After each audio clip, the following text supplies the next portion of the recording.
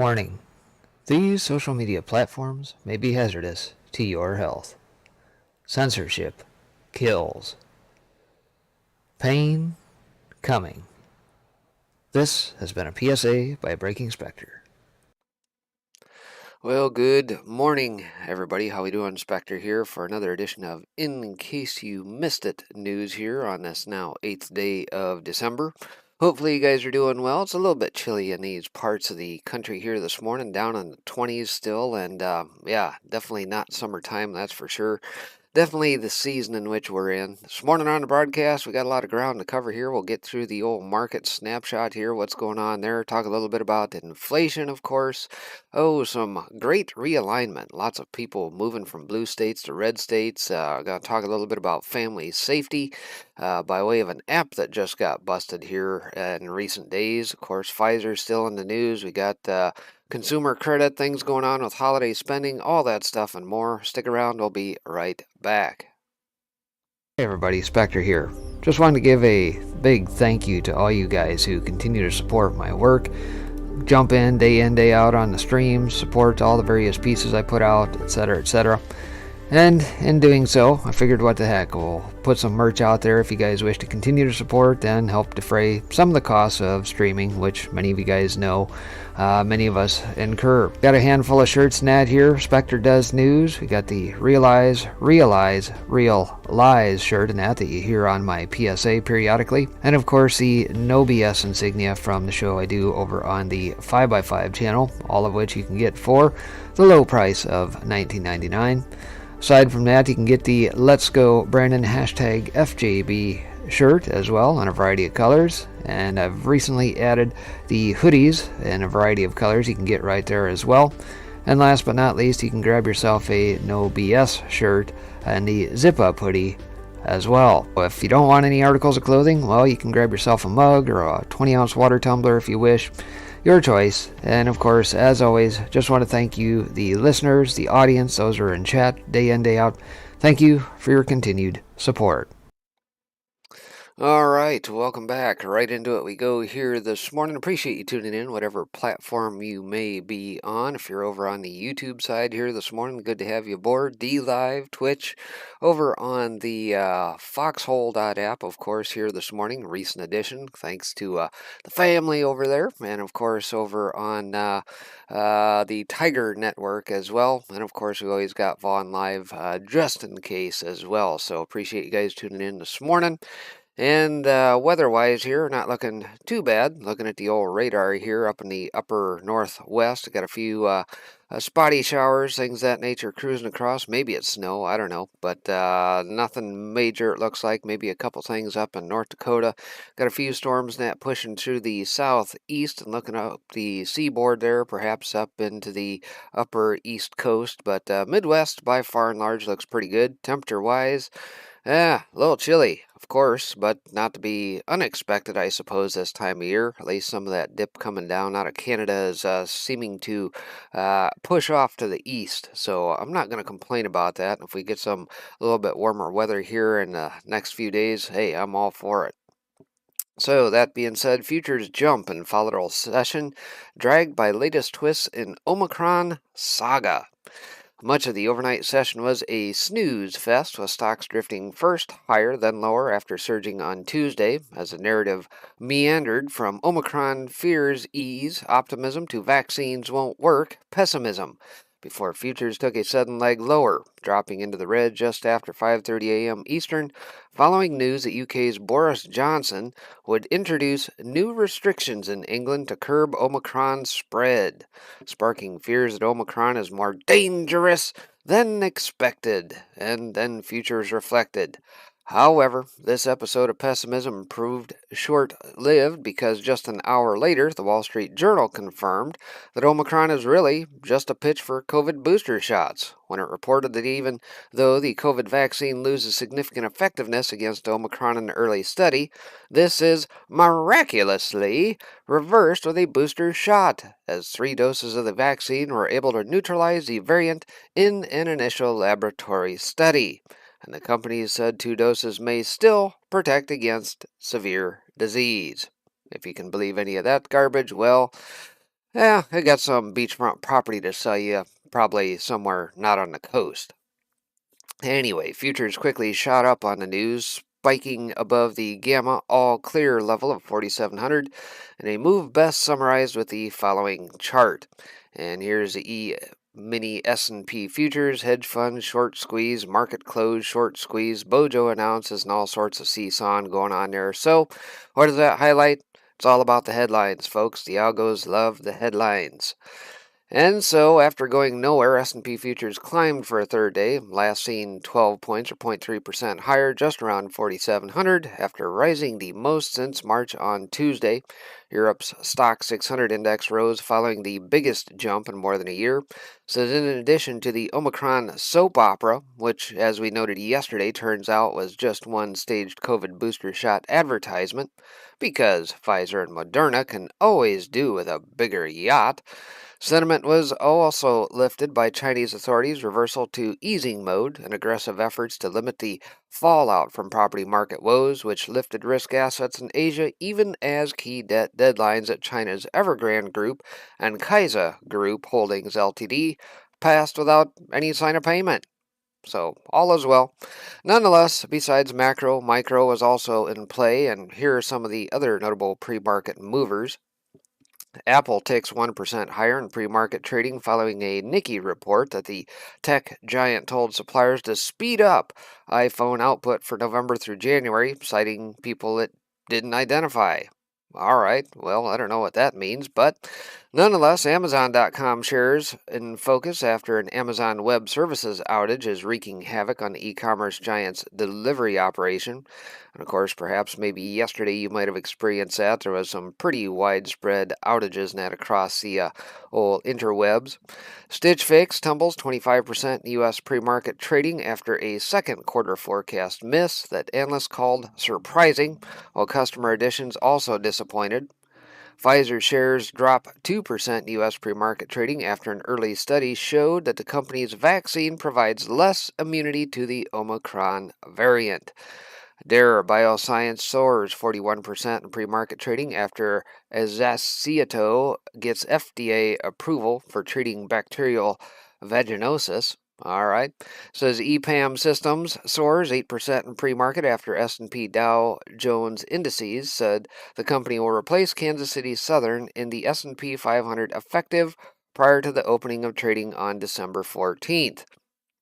Goodyear Tire and Rubber upgraded to buy from hold, and Target boosted to street high $32 from $29 at Deutsche Bank, with the company seen as a major beneficiary from the shift to electric vehicles. Shares up 4.3% in pre-market trading. NXP Semiconductor shares slide 2.2% U.S. pre-market trading after the chipmaker put a new sell rating at UBS. And Dave & Buster's gained 3.5% post-market after the dining and entertainment company reported earnings per share that beat the average analyst estimate and authorized a $100 million share buyback program. So there we have a quick rundown there. Flashing forward into the market snapshot, S&P 500 futures up 0.2% to 46.93 and change. Stocks Europe 600 little change at 480.55. Nikkei up 1.4% at 28.862. Shanghai Composite up 1.2% to 36.37 and change. Brent futures down 0.5% at 75.04 a barrel. Gold spot up 0.3% to 1790.33 per ounce. U.S. dollar index down 0.1%, 17% to 96.20. And Brent future, or let's see, we already did Brent futures. Euro is up 0.2% to 1.1286.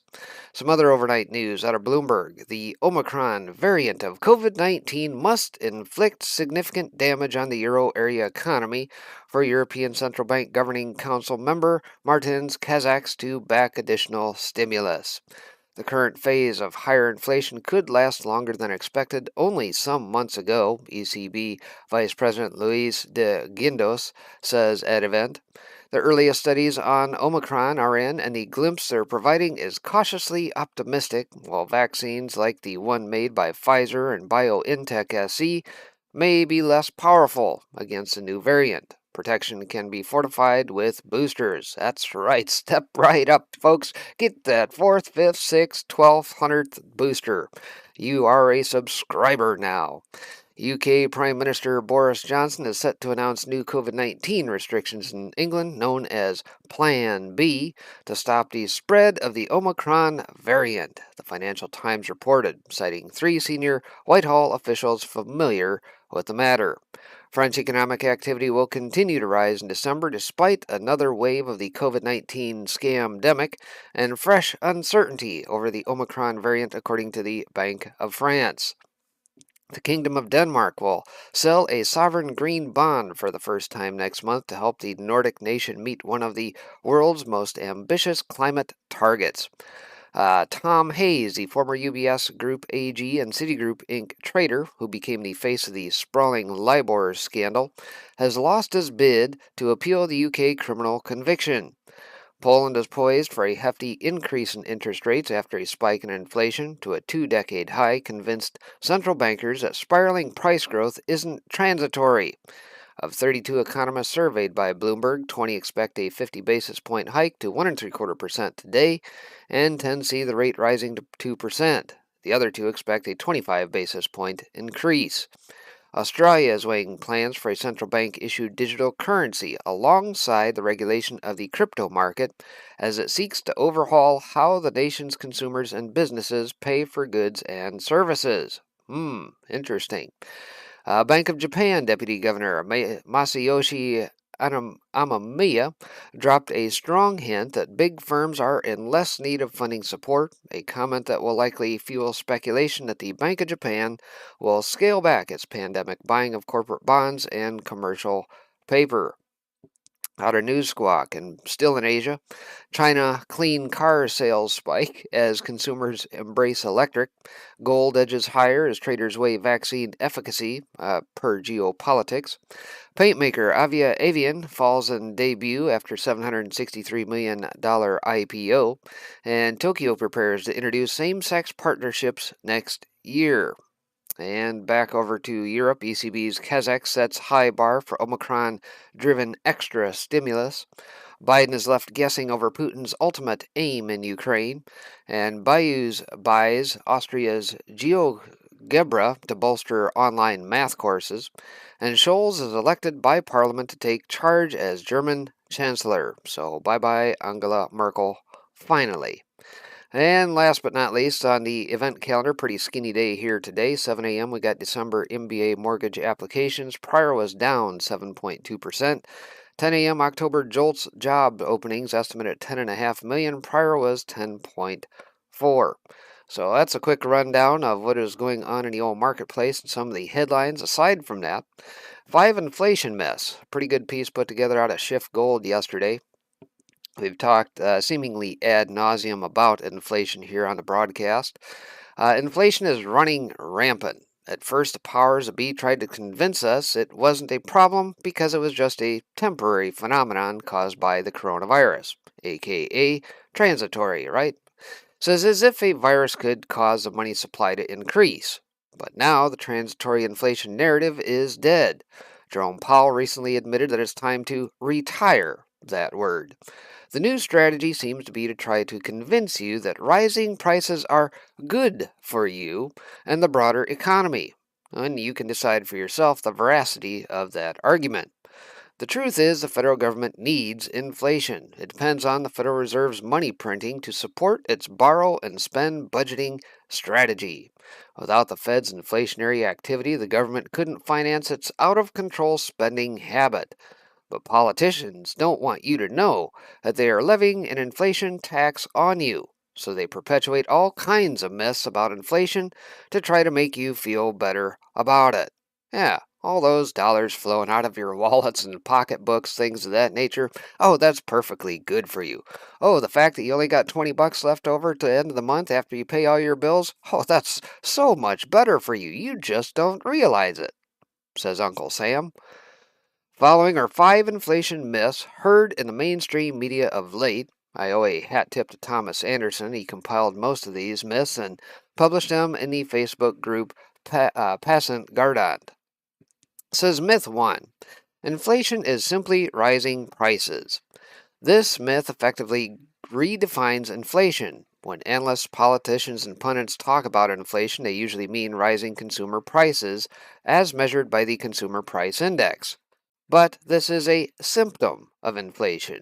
Inflation itself is an increase in the money supply. If the money supply increases and the number of goods and services remain relatively stable, you have more dollars chasing the same amount of stuff. Now that means prices rise as consumers bid up the limited amount of stuff with their extra dollars. In a nutshell, rising prices are not in and of themselves inflation. They are caused by inflation. The government altered the definition to suit its purposes. The conventional definition you hear today is nothing more than the government propaganda. It is a way to hide its responsibility for rising prices, and this redefining of the word makes these other myths possible. So, myth number 2, rising wages cause inflation. Now, you don't have to worry about inflation. Prices are just rising because your wages are going up. Wage pressure is causing inflation. This myth has it completely backward. Rising wages are a sign of inflation, not a cause. After all, a wage is simply a price, the price of labor. And as already explained, rising prices are a symptom of inflation. Wages do rise in an inflationary environment, but they typically lag behind the prices of goods and services. Today, the official CPI is close to 6%. Average hourly earnings are up only 4.8%. Says even if you accept the mainstream definition of inflation, this myth is nothing but a tautology. In effect, you're saying rising prices are causing rising prices. And as Anderson said, this has no explanatory power. Myth number 3. Inflation is caused by high oil prices. Now, oil prices have spiked significantly this year, and rising energy prices do trickle through the economy. When energy costs are high, it rises the cost of production and transportation, and thus the cost of goods. But again, an example of inflation can't cause inflation. High prices don't cause high prices. The question you need to ask is why has the price of oil gone up along with the price of everything else? Says sure, there are some Biden administration policies that have put price pressure on oil, and there are supply and demand dynamics. But you have to dig further to find the root cause when you see a general increase in prices across the board. It's the expansion of the money supply. As Milton Friedman put it, inflation is always and everywhere a monetary phenomenon. Now, myth number 4, economic growth causes inflation, and that's good. As Anderson put it, this is a pernicious lie told by politicians and central banksters who don't want to take heat for high inflation. In reality, true economic growth tends to push prices down. As productivity increases and technology advances, companies can produce more for less. Prices fall. Economic growth increases the number of available goods and services. This has a deflationary effect, not inflationary. Just look at prices in high growth sectors compared to low growth sectors. The prices of computers, smartphones, home entertainment, and other high growth sectors have dropped significantly over the last few decades. Meanwhile, stagnating sectors such as education, energy, healthcare, and food have seen consistently increasing prices. Again, general price inflation happens when you have more dollars chasing the same amount of, or less, stuff. This is exactly what happened during the scamdemic. Production came to a halt as government shut down economies. Meanwhile, the Fed printed trillions of dollars out of thin air, and the federal government showered them as on consumers. Americans stopped producing, but kept spending. That's more dollars chasing less stuff. And that's not good for you. When the prices of all goods and services increase, that translates into a higher cost of living and lower quality of life for everyone. So, myth number 5, low interest rates cause inflation. Well, this is getting closer to the truth, but it's not quite there. Interest rates are the price of money. This is simplifying things significantly. Time is also a factor in interest rates, but this simple explanation works for our purposes. More specifically, in the monetary system, interest rates are the price of credit. In a market free from government and central bank manipulation, interest rates will rise and fall based on the demand for money. Now, when people want to spend and there is high demand for credit, interest rates will rise. This will discourage lending and encourage savings. If there is a glut of savings, interest rates will fall. This incentivizes borrowing and disincentivizes savings. Now, in a free market, interest rates will find their own equilibrium and adjust along with the economy. But here's the catch. We don't live in a world free from government and central bank manipulations of interest rates. The Federal Reserve tinkers with rates to quote unquote stimulate the economy in times of crisis. Artificially low interest rates do contribute to inflation. They incentivize excessive borrowing. And of course, in a fractional reserve banking system, this means money creation. And as we know, an increase in the money supply is the true definition of inflation. This leads to misallocations of resources and distortions in the economy. And of course, rising prices. So, in conclusion, says all these myths are perpetrated to fool you into thinking inflation is not really a problem. And even if it is, there's not really anything anybody can do about it. This is the ultimate myth. There is something the government and central banks can do about it. Quit creating money out of thin air. Here is the inflation truth. A general increase in prices is always caused by an increase in the supply of money relative to the number of goods and services available in the economy. Don't fall for the myths. So there you have it, folks. A quick rundown of some of the myths you may hear perpetrated by the Mockingbird media, and of course, Circleback Psaki telling us how great inflation is. That's all bunk. It's garbage. At the end of the day, the Fed has jacked things up, printed more money than it ever has in the last 18-20 months than at any time since the start of the Federal Reserve back in 1913. Trillions of dollars in circulation. So aside from that, the Great Realignment. Countless more Americans will be moving from blue states to red states in 2022. Good piece out of Michael Snyder's Economic Collapse blog here yesterday. Says, we are rapidly becoming two very different nations with two very different cultures. At one time, we truly were the United States of America. But now we have been split into two opposing camps that deeply hate one another. As a result, in recent years, we have watched millions of Americans relocate for ideological reasons.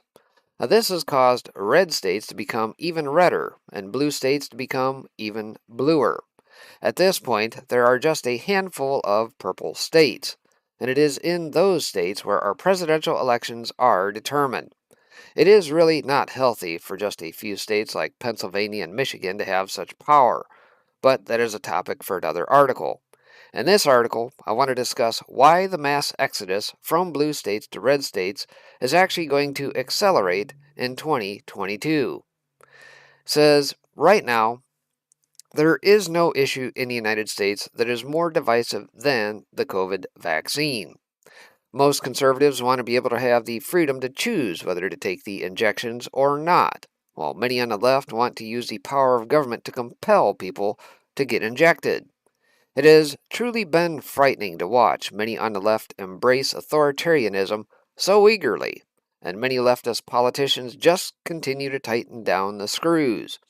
For example, New York City Mayor Bill de Blasio just decided to impose a very strict vaccine mandate on all private employers in his entire city.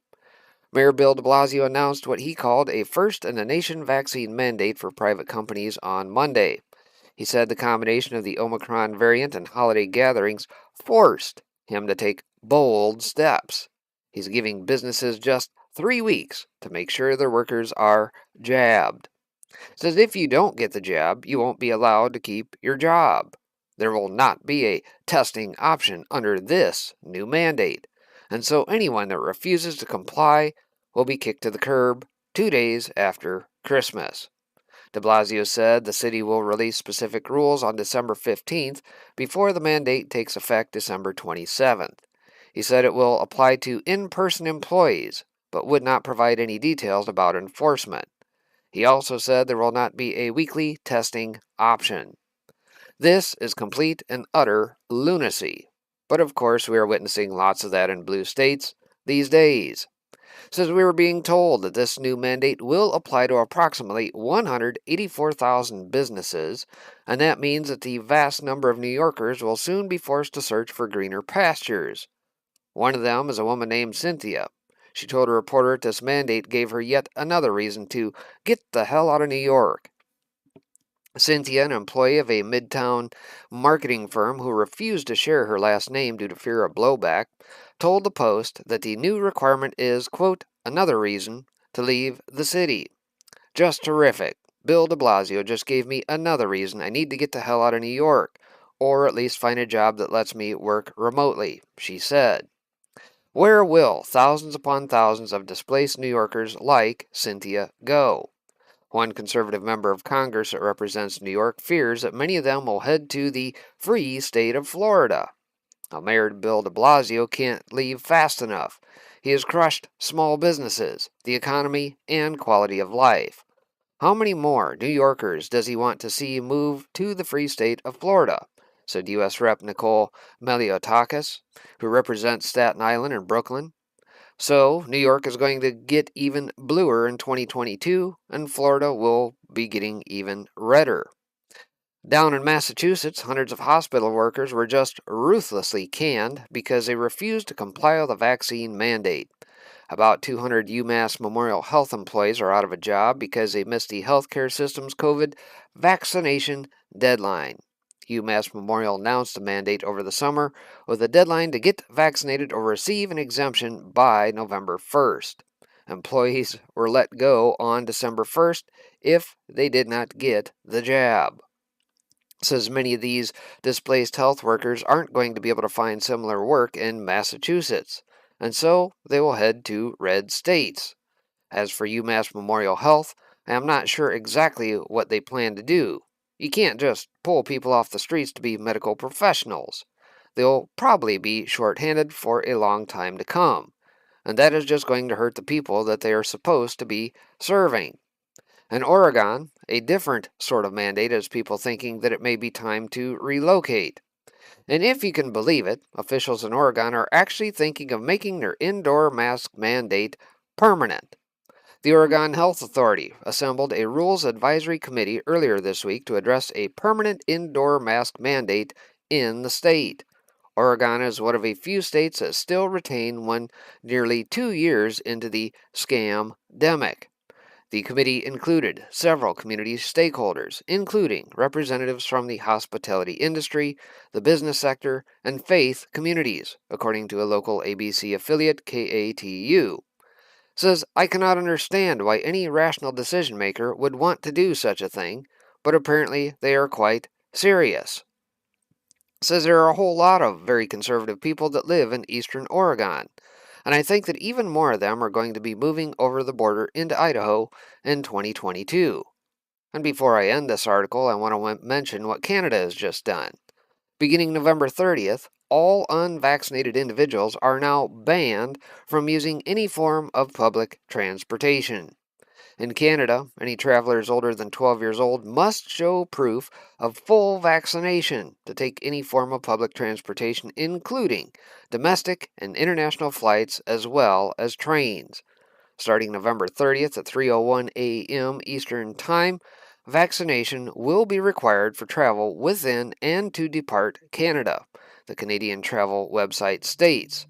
A valid COVID-19 molecular test will no longer be accepted as an alternative to vaccination unless you are eligible for one of the limited exemptions. Trudeau and his minions have completely gone off the deep end, and I feel so sorry for freedom-loving Canadians that are deeply suffering under his regime. And of course, the Biden admin is considering something similar for domestic travel inside the United States. Let's hope they never pull the trigger on such a move. All over the globe, we are seeing governments become more authoritarian, and that certainly sets the stage for some of the things that I warned about in my latest book. Here in the United States, countless numbers of freedom-loving Americans are fleeing to red states as they seek to escape the oppression that they may have been or they have been experiencing in blue states. Unfortunately, blue state tyrants have no intention of backing down, and this is going to create a tremendous amount of tension in our nation as we head into 2022 and beyond. And he's probably absolutely right. At the end of the day, we are seeing a lot of migration all across the country to freer states. That includes corporations now who basically have said, we're done with the high taxes and everything else. Are headed to Texas, headed to Florida, southern states especially. But the one thing that's going to ensnare the whole populace is when the fiat currency system goes down. It doesn't matter if you're going to be in a blue or red state when that happens. And we've talked ad nauseum about that here and how to get prepared for that. Aside from that, popular family safety app was busted selling precise location data on millions, including children. And I guess before I get into this article, I'll preface this by saying just imagine, folks, what's going to happen when, aside from all these jabs, they want you to carry around on your phone some sort of app that tells you, hey, you have already taken the jab, right? You gotta have your little vaccine passport, of course. And gee, where does all that data go? Who do you think behind the scenes is collecting and analyzing all of this data? Do you trust it? Well, here's another example. It says after the Cambridge Analytica Facebook scandal and the ensuing reforms within the tech industry to rein in wanton data harvesting by predatory app makers, one might be left with the impression that the practice had been reined in. It says, yet a deep dive investigation by the Markup revealed that a popular family safety app used by 33 million people worldwide, Life 360, has been selling data on the precise locations of children and other family members to around a dozen data brokers, who have in turn sold data to virtually anyone who wants to buy it. And I'll pause there again and remind you that data is the new gold. It's all about your data, folks. Whether it be you being on a PC, whether you're on a phone, whether you're on a device, all of that data is being collected and sold to the highest bidder. Period. It's time we take that back. Says two former employees of Life 360, as well as two individuals formerly employed by data brokers, Quebec and Xmode, revealed that the Life 360 app acts as a fire hose of data for shady info brokers in an industry which has few safeguards to prevent the misuse of sensitive information. When confronted with evidence, Life 360 founder and CEO Chris Hulls had no qualms about his business model, telling the Markup, "We see data as an important part of our business model that allows us to keep the core Life 360 services free for the majority of our users, including features that have improved driver safety and saved numerous lives." How many times, folks, have we said, if you jump onto a service that is free, you are the product, meaning they make money off of you and your data. How else do you think it's a free app? Hello? Selling data has become a crucial component of Life 360's revenue, jumping from $693,000 in 2016 to $16 million in 2020, comprising around 20% of its revenue that year, not including an additional $6 million from a partnership with Allstate's Arity. It says while the company reported a loss of $16.3 million last year, Life 360, which is publicly traded on the Australian Securities Exchange, has plans for an IPO in the US. And here we get some notes out of John Keegan on Twitter. Says Life 360 is expanding into data breach alerts, credit monitoring, and other privacy features. They bought tracker company Giobit this year and just announced plans to purchase Tile. CEO Hall said they have no plans to sell data from Tile or digital safety products. Life360 reported a loss of $16.3 million in 2020. Financial disclosures show they made $16 million selling user location data in 2020, making up nearly 20% of their revenue. It says, according to the former X-Mode engineer, the raw location data from Life360 was one of the most valuable sources, as it included a massive volume of precise data. The former Covet employee joked that the company wouldn't be able to run marketing campaigns without Life360's constant flow of location data. The company maintains that it doesn't sell data on any users under 13. Wink, wink, yeah, right. It says, in accordance with the Children's Online Privacy Protection Rule, better known as COPPA, though they admitted they do disclose information from younger children to third parties as needed to analyze and detect driving behavior data, perform analytics or otherwise, support the features and functionality of our service, but not for marketing or advertising purposes. And under 13, how many 13-year-olds do you know that are out driving around? John Scott Relton says, parents using Life360, you have no idea who else may be tracking your family. Why? Company is selling location data, sometimes within 20 minutes. And of course, they give a depiction here on how to disable all this garbage. Thankfully, says the data brokers. The Xmode, Cubic, SafeGraph, and other similar companies purchased data from companies like Life360 and supplied data and insights to other industry players, as well as customers which include hedge funds and advertising agencies.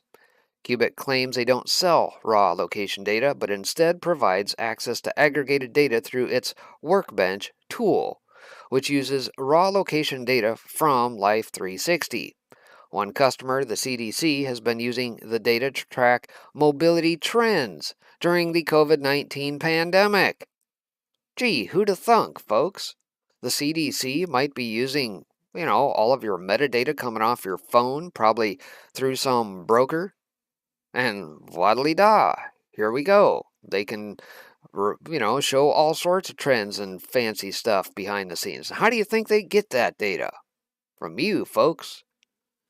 The CDC only exports aggregate, privacy-safe analytics for research purposes, which completely anonymizes any individual user data, said Cubic spokesman Bill Daddy in an email, adding Cubic does not sell data to law enforcement agencies or provide raw data feeds to government partners, unlike others such as XMobile and SafeGraph.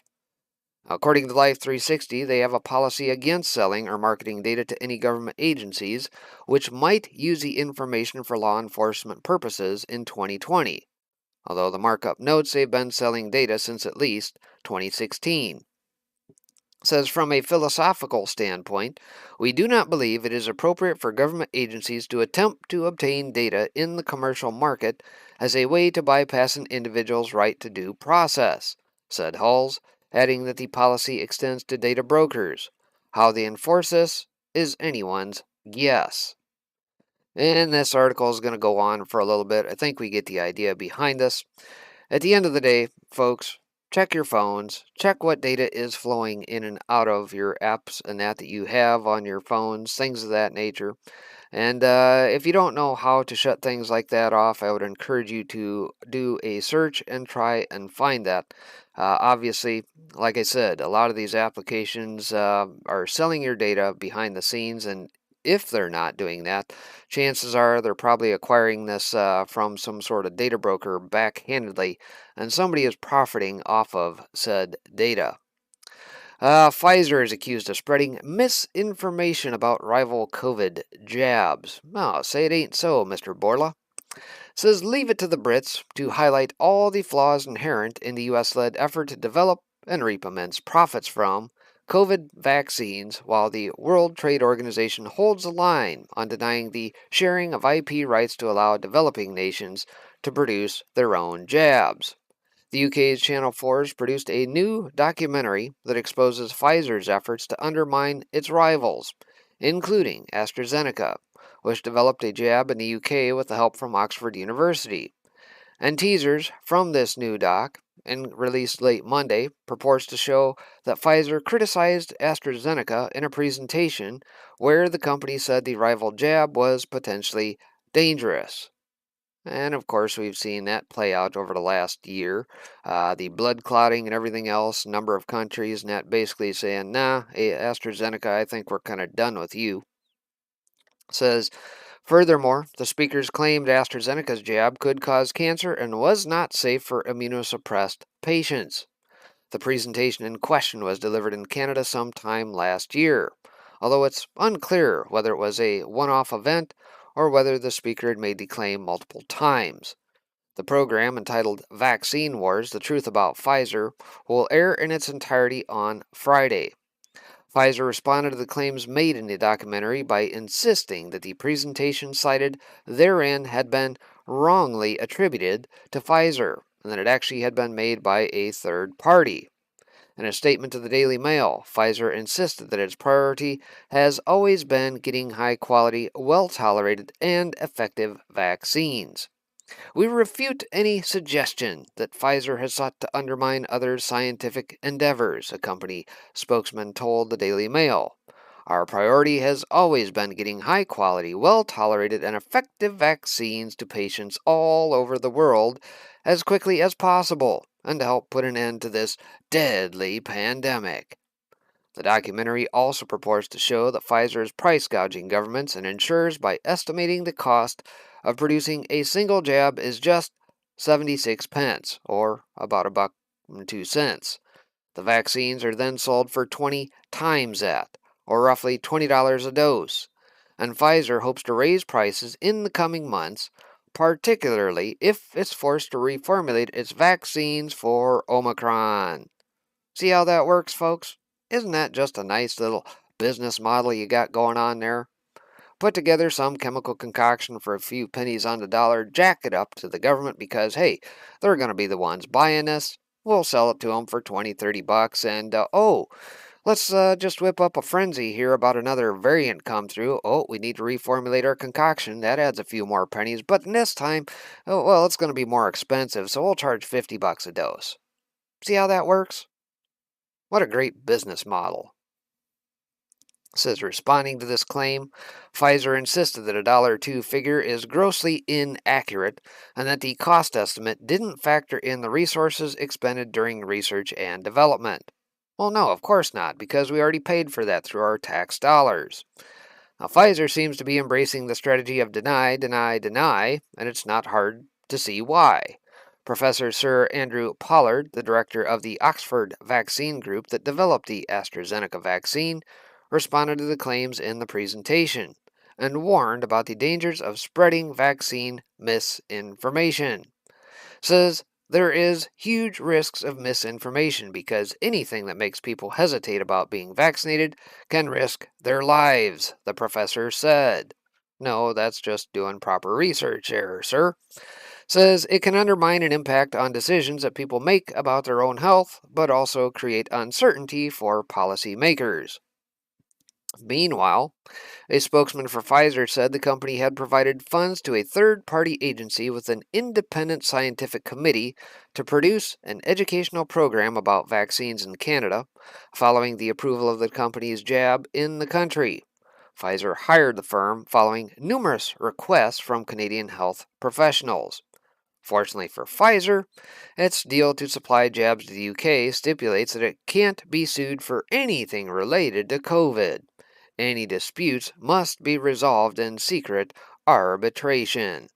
As for the Channel 4 documentary, it airs at 7:30 p.m. London time on Friday. So perhaps we need to check that out. And that was called The Vaccine Wars: The Truth About Pfizer. We may want to look for that on the old interwebs. Might be a good piece to check out. Aside from that, maxed out U.S. consumer credit growth slows sharply in October. Says after several months of blistering growth in consumer credit as U.S. households charged purchases on their credit cards as their bank accounts fattened up by months of stimmies in 2020, which, however, ended in early 2021, had run dangerously dry. Says in October, the growth in consumer credit dropped notably. rising by just $16.9 billion, missing expectations of a $25 billion increase, and down sharply from $27 billion in September, well below the 6-month average of $23.5 billion. It says, looking at the breakdown, the weakness was spread uniformly between revolving and non-revolving credit. As shown in the chart below, credit card debt, in effect revolving debt, rose $6.5 billion, down from $9.8 billion the month before, and well below the record $17.7 billion hit in June. Still, we are a long way from the record stretch of constant credit card paydowns that dominated activity in 2020. Says perhaps even more than in revolving credit, there was an acute slowdown in growth in non-revolving credit as well, which rose just $10.3 billion in October, down sharply from $18.1 billion in September, and well below the recent high hit in May at $24 billion.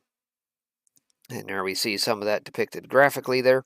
Says, while not an imminent alert just yet, the big decline and miss of expectations may be the first indication that U.S. consumers, having spent the bulk of their stimmy savings, we were talking about the middle class here, not the top 20% who pocketed more than 2/3 of all the Biden stimmies, says, are getting close to maxing out just in time for the critical holiday shopping season, and may explain the ugly Black Friday and Cyber Monday spending trends observed last week.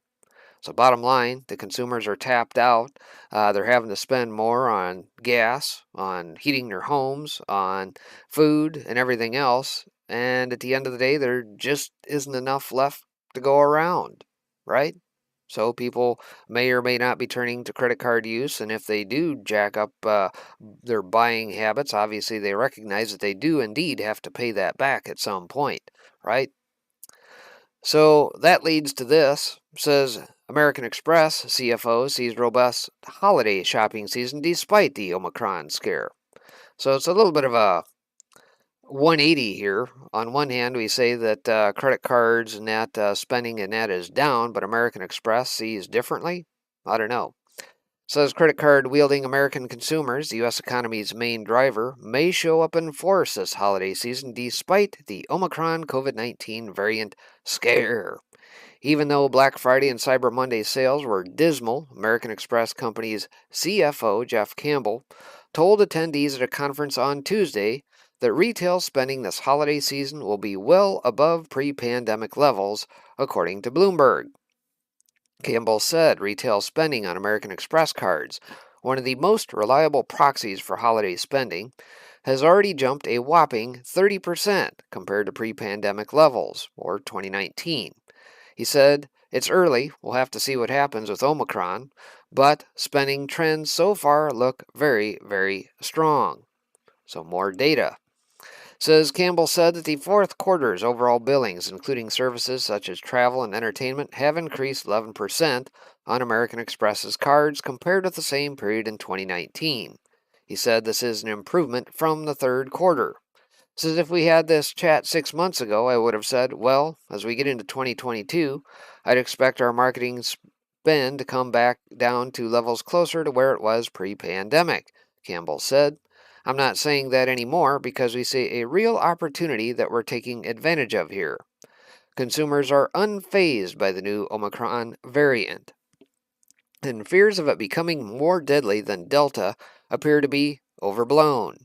Top U.S. scientist Anthony Fauci said early indications show that the new strain is not worse than prior strains, possibly even milder. It's almost certainly is not more severe than Delta, Fauci told AFP in an interview. There is some suggestion that it might even be less severe, he added.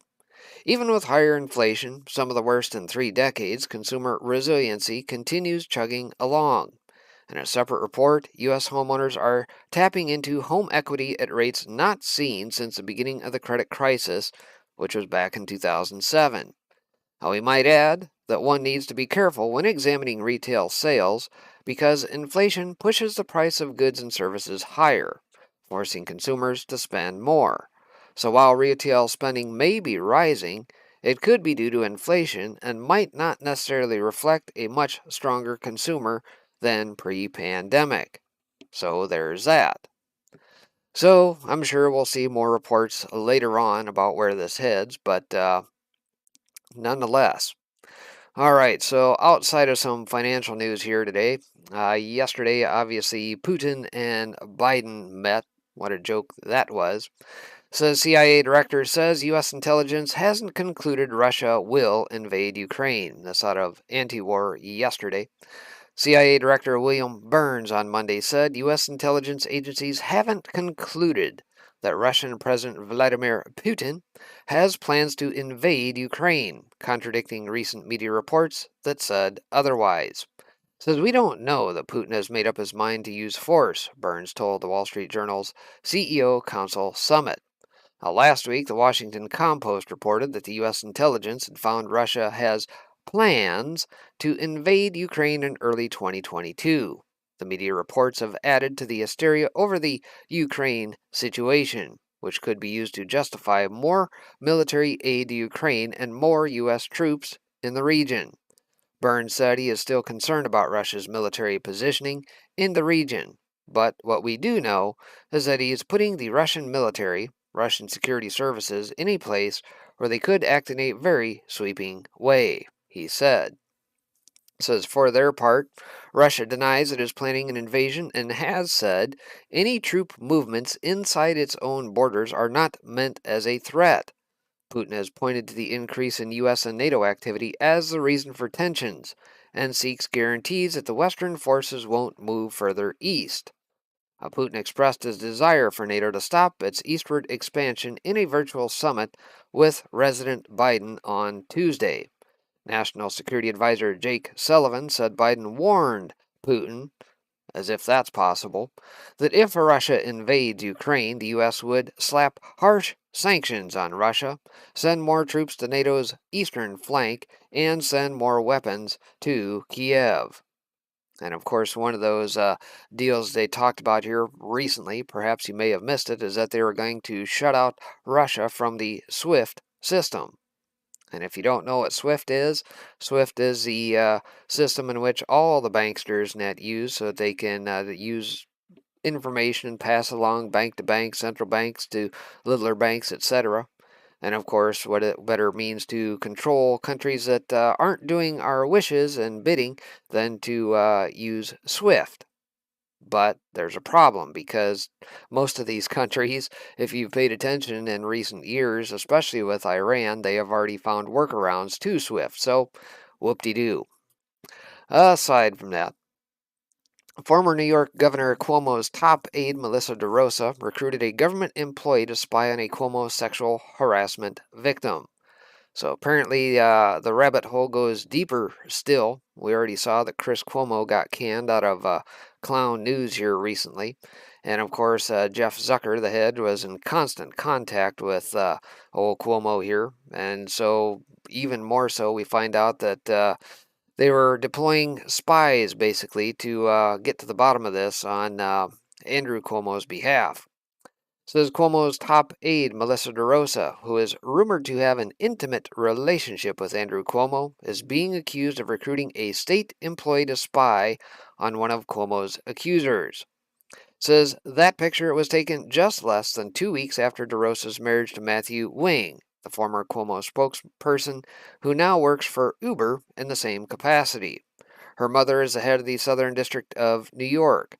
Her husband now works for Uber as a spokesman. Cuomo's top donor is the elderly home community where Ms. DeRosa's father and brother are lobbyists. In return, Cuomo directed millions their way and also protected them from liability. The Daily Mail reports disgraced former New York Governor Andrew Cuomo's top aide, Melissa DeRosa, used an MTA official to secretly record his sexual harassment accuser, a report published by the state attorney general has revealed. DeRosa allegedly recruited MTA Communications Director Abby Collins to spy during a secretly recorded phone call with an ex-staffer by the name of Caitlin, who is one of Cuomo's sexual assault accusers, in an attempt to discredit her claims against the governor. says the scheme was revealed by transcripts from Attorney General Letitia James' office and was confirmed by anonymous sources to the New York Post.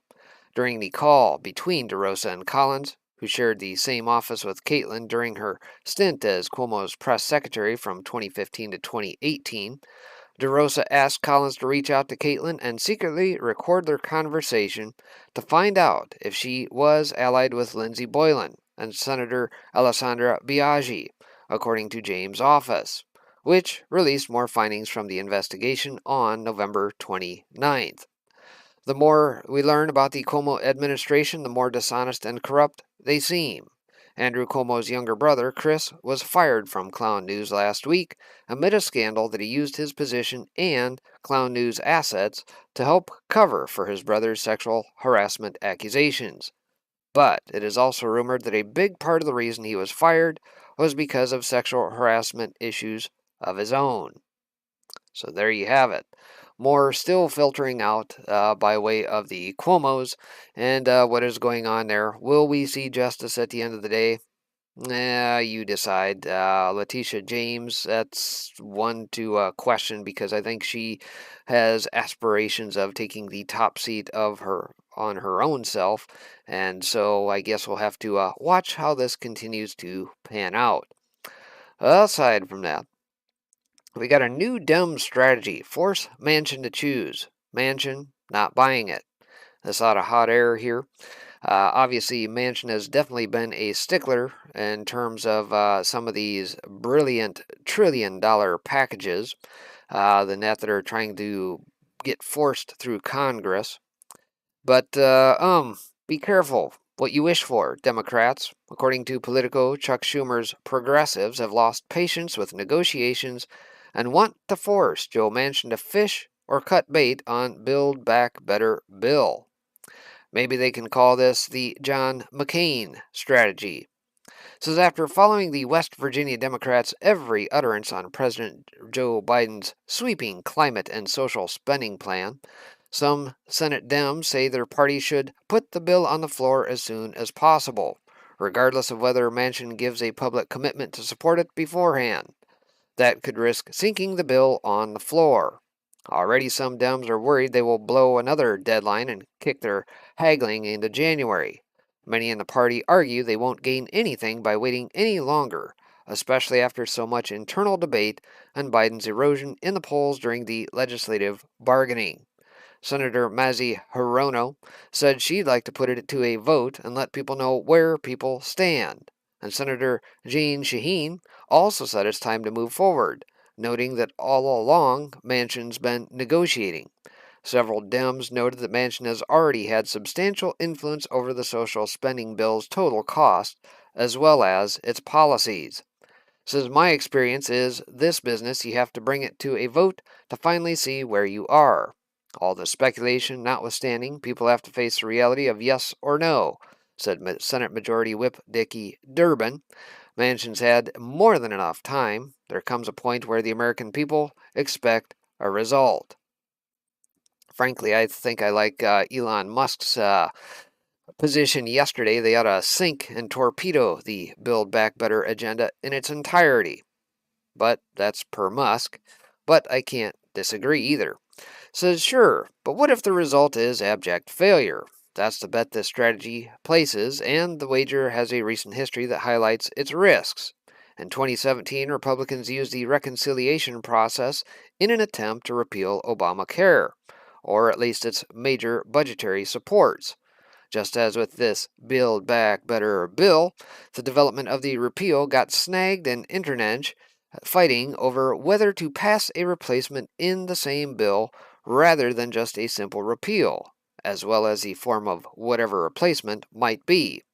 Now, these were questions that the GOP had 7 years to settle, but instead waited until the moment to start spitballing options. In the end, they pulled together to an ill-advised compromise and dared frequent critic John McCain to vote on it.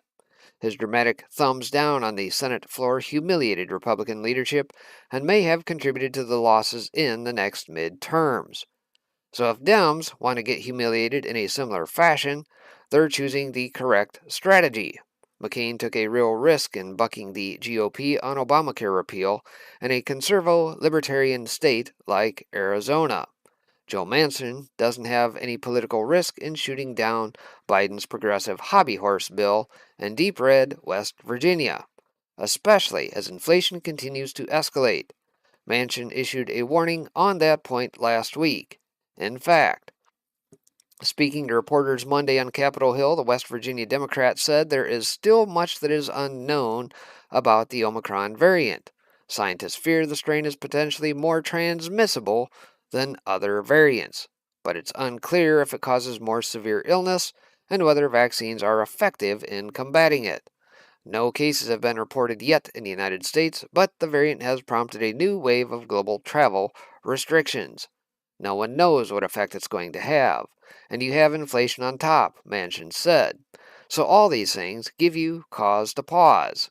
Manchin, a critical vote for Dems as they seek to pass the sweeping social safety net and climate change package via the Senate's reconciliation process, has previously called for a strategic pause on additional spending. And again, today, and this time telling the Clown News Menu Raju that he's not buying the White House's spin that massive spending will somehow control inflation. The White House says it will control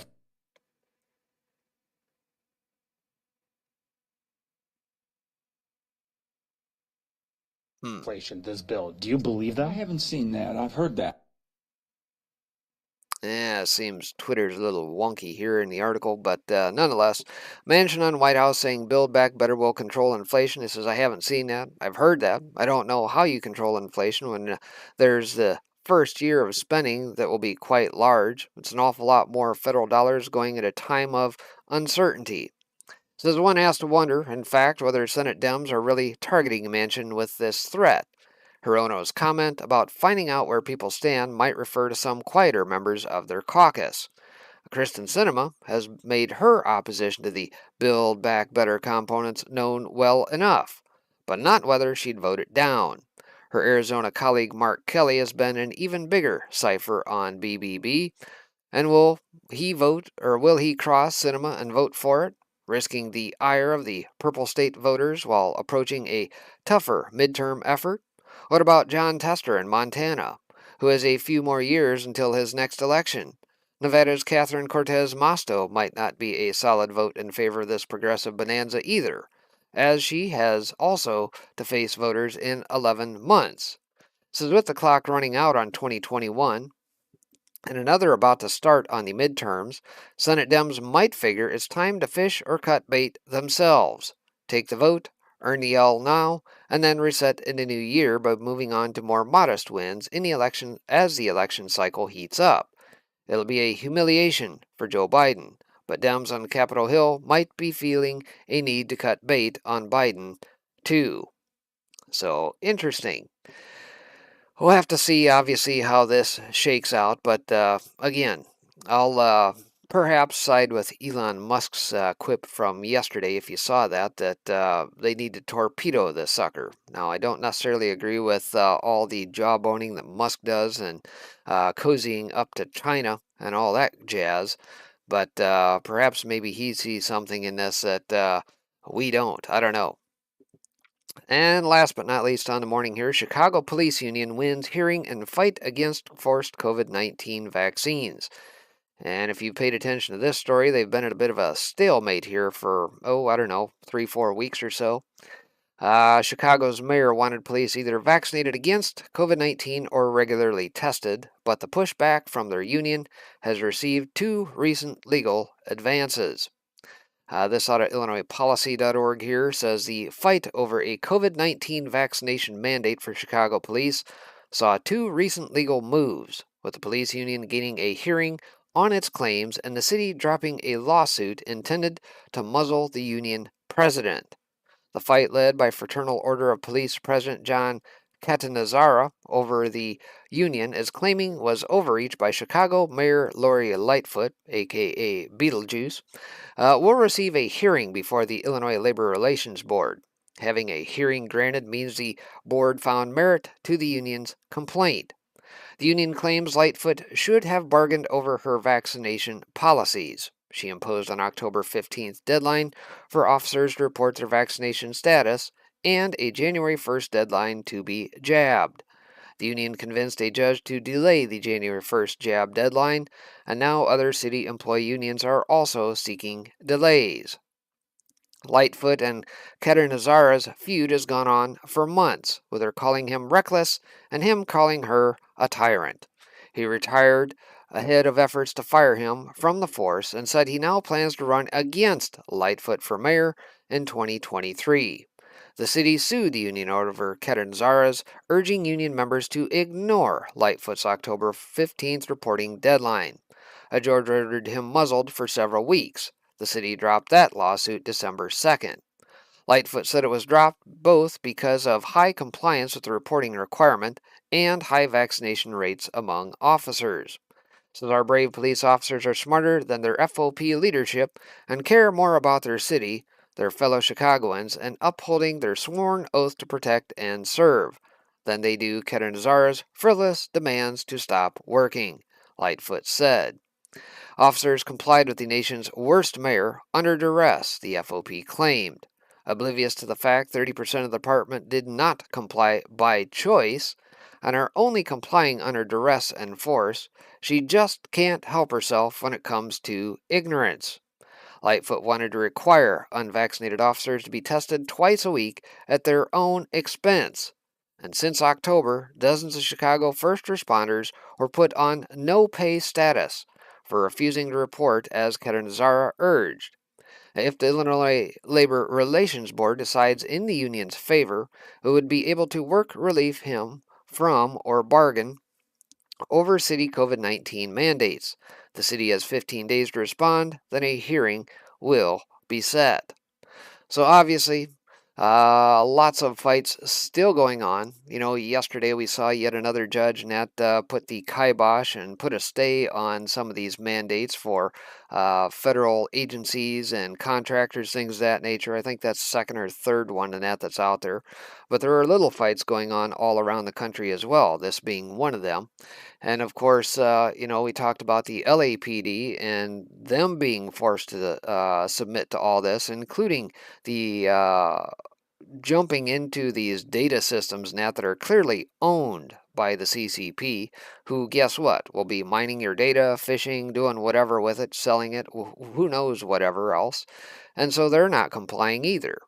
But the better question to ask is, why are the unions in that the ones that are becoming exempt? Why are we not picking up this fight as well? Where are the people?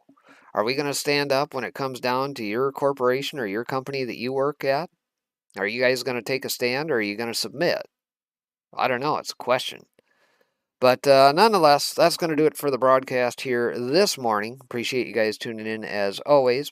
And of course, we'll be back here this afternoon. Join us here on the 5x5 channel. We'll be over here on the Foxhole, DLive, Twitch, and all the rest of the various platforms here, kicking off at 3 p.m. this afternoon. So until then, take care, God bless, and we'll see you this afternoon.